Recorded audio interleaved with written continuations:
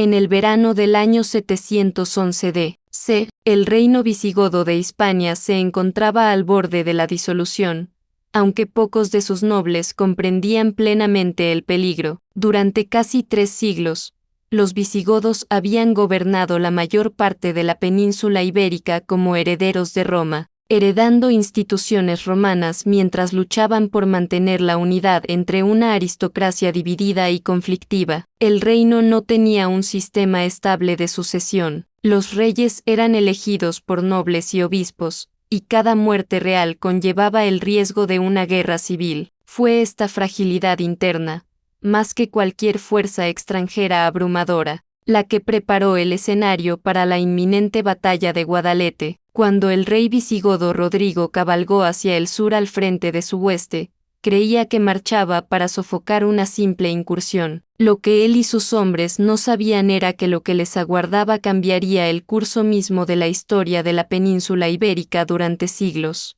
El joven rey Rodrigo condujo a su ejército de tropas visigodas hacia esta invasión extranjera. Su fuerza era grande para los estándares contemporáneos, quizá entre 20.0 y 30.0 hombres. Aunque las cifras exactas de la batalla son inciertas, incluía 3 divisiones de séquitos nobiliarios, levas y un núcleo de caballería pesada, la fuerza tradicional de la guerra visigoda. Los invasores, el califato omeya, aguardaban pacientemente la llegada de Rodrigo y sus hombres. Los omeyas estaban dirigidos por Tariq ibn Ziyad. Tariq había dispuesto su fuerza para reflejar la de los visigodos, en 3 divisiones separadas. Su ejército estaba compuesto principalmente por caballería bereber del norte de África, así como por contingentes considerables de infantería árabe ligera y pesada. Tariq comandaba una fuerza de posiblemente entre 10.0 y 12.0 hombres en el campo ese día. Los 2 ejércitos se encontraron justo al norte de un río tradicionalmente identificado como el Guadalete,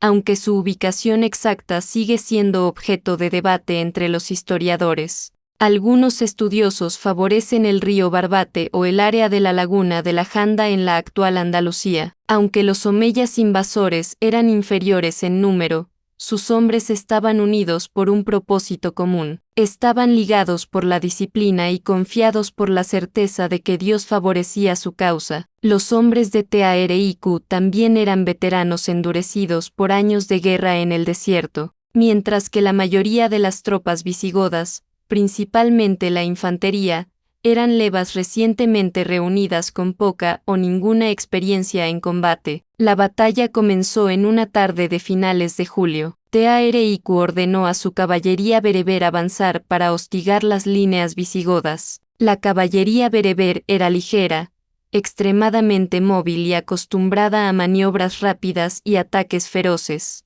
Hostigaron implacablemente los flancos derecho e izquierdo de Rodrigo. Los hombres de Rodrigo devolvieron el fuego, pero no fueron tan eficaces como los veloces jinetes bereberes. Las eficaces tácticas de golpear y retirarse de los jinetes bereberes continuaron durante horas. El comandante omeya Tariq ibn Ziyad reconoció que su fuerza estaba en clara inferioridad numérica. Por ello, su plan consistía en aprovechar la superioridad de su caballería ligera y rápida para desgastar las líneas frontales del mucho más grande ejército visigodo antes de que comenzara cualquier enfrentamiento frontal. En última instancia, esta estrategia resultó eficaz, ya que los jinetes bereberes infligieron muchas más bajas a la fuerza de Rodrigo de las que ellos mismos sufrieron. Tras haber sufrido pérdidas en la escaramuza, Rodrigo se recompuso y estabilizó a sus hombres. Envió aviso a sus comandantes en los flancos para que se prepararan para un ataque frontal, y con ello, reunió a sus tropas en el centro y avanzó hacia las líneas omeyas. Su fuerza central de caballería pesada visigoda lideró la carga, seguida de cerca por la infantería pesada con Rodrigo en medio de la formación. Sus flancos también avanzaron, pero a un ritmo mucho más lento, quedando rezagados respecto al centro, casi como si no quisieran comprometerse plenamente con la batalla. Fuentes escritas del crónica mozárabe redactada quizá 40 años después de la batalla, indican que existía cierta rivalidad interna entre los nobles visigodos del ejército de Rodrigo, muchos de los cuales no sentían afecto por el joven rey y quizá vieron esta batalla como una oportunidad para usurpar su trono. La caballería pesada visigoda se estrelló contra las líneas omeyas, empujando hacia atrás a la disciplinada infantería árabe pesada. Rodrigo y el resto de la fuerza central siguieron adelante y se comprometieron plenamente en la batalla. Los hombres de Tariq resistieron en el centro,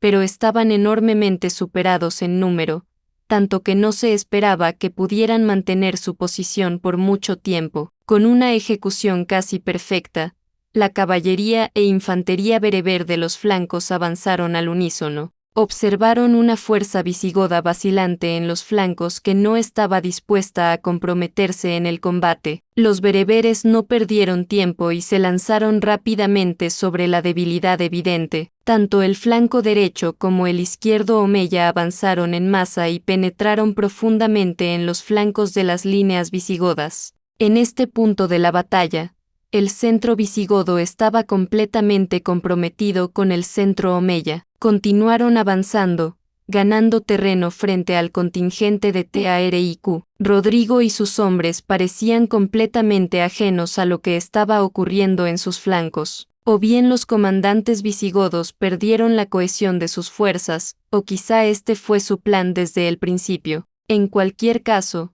los hombres de Tariq aprovecharon su ventaja frente a un enemigo que no se comprometía. Fue en este momento de la batalla cuando la situación para los visigodos, particularmente para Rodrigo y su propio contingente, comenzó a desmoronarse. No se conoce con certeza entre los historiadores qué ocurrió a continuación, pero dos fuentes antiguas, la crónica de Alfonso III y la crónica mozárabe, afirman que los comandantes visigodos en los flancos de Rodrigo conspiraron contra él, y que una vez muerto en la batalla, obtendrían sus territorios y poder para sí mismos. Tal vez esto no fue así, y en realidad los comandantes visigodos fueron superados por fuerzas musulmanas más experimentadas y superiores, y los flancos visigodos colapsaron debido a una pérdida de cohesión que resultó en una retirada desordenada para preservar sus propias vidas. Cualquiera que sea la verdadera razón detrás de este colapso, lamentablemente se ha perdido para siempre en la historia. Con el colapso catastrófico de los flancos visigodos, el rey Rodrigo y sus hombres en el centro quedaron ahora expuestos y a merced de toda la fuerza musulmana. Tariq aprovechó el momento, su caballería cerró rápidamente la distancia y rodeó completamente a los visigodos. Las tropas musulmanas avanzaron con una disciplina feroz. El centro visigodo cedió bajo la presión. Rodrigo y sus hombres continuaron luchando, negándose a huir. Pero el colapso se propagó como un incendio. El pánico siguió. Los hombres arrojaron sus escudos e intentaron huir. Pero para entonces ya era demasiado tarde. Estaban completamente rodeados y obligados a luchar por su supervivencia. Al final de la batalla, tras días de combates, el ejército visigodo había dejado de existir como una fuerza coherente. El rey Rodrigo desapareció, presuntamente muerto, y su cuerpo nunca fue identificado con certeza. Con él murió no solo un rey, sino también la autoridad del estado visigodo. Entre los restos, los vencedores permanecieron atónitos. Tariq no había ganado simplemente una batalla, había destruido un reino. Ante él se extendían, indefensas y ricas, las ciudades de Hispania. Cuando la noticia llegó a Musa ibn Nusayr, el gobernador omeya, cruzó hacia Hispania en 712 con un ejército mayor. De forma efectiva, el poder visigodo organizado había dejado de existir. En el plazo de una década, casi toda la península quedó bajo dominio musulmán, excepto las regiones montañosas del norte. La batalla de Guadalete no fue simplemente una derrota militar, fue la culminación de la decadencia interna del estado visigodo. El resultado de la batalla estuvo determinado tanto por la fragmentación política como por las tácticas en el campo de batalla. Desde la perspectiva musulmana, la victoria inauguró al-Ándalus, que se convertiría en una de las regiones cultural y económicamente más vibrantes de la Europa medieval. Desde la perspectiva cristiana, Guadalete se convirtió en un símbolo de catástrofe, a menudo mitificado en crónicas posteriores como castigo divino o traición, marcando el inicio de siglos de lucha por recuperar la península. A pesar de los adornos legendarios que la rodean, Guadalete sigue siendo una de las batallas más trascendentales de la historia europea, un breve enfrentamiento cuyos efectos remodelaron Iberia, el Mediterráneo occidental y el equilibrio entre la cristiandad y el Islam durante generaciones. Por favor, dale me gusta y suscríbete para más videos de YouTube.